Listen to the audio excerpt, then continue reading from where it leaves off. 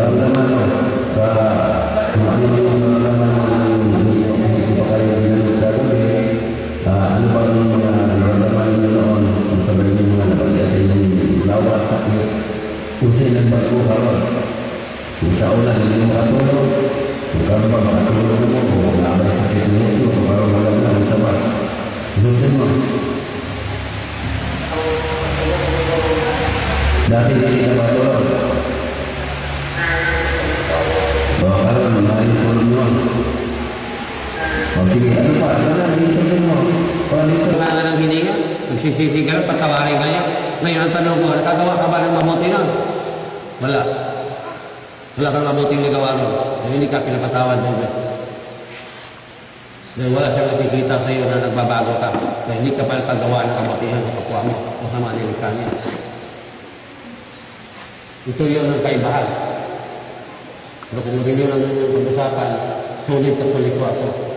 Pero hindi ko ginawa ito para sa sarili niyo. Ginagawa ko ito para may ligtas kayo. Kasi ang sabi ng Diyos, umuwi ka at iligtas mo sila. Ito yung mga tinutulong ko pagpaniwalaan niyo doon tayo maligtas. Wala kang babagoyin din, babagoyin din lang. Ang dapat yung gawain mo sama, mabagoyin. Ito ngayon, sumbo na ng Diyos sa tao. Yung hindi tayo gawin ng tao, kaya ang gawin ng tao, kaya ng Diyos. Bakap ito, para maniwala ako.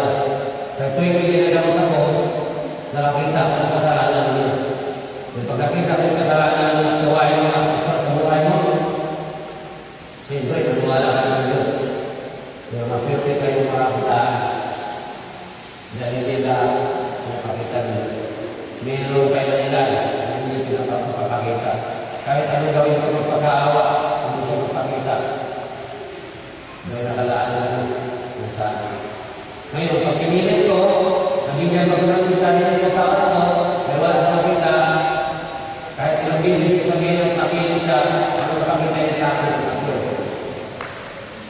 Sabihin niya, kaya hindi na makita, kaya niya maniwala sa kanya. Minsan may nakita ako sa apoy. Dalawang apoy, tatlong apoy, apat na apoy.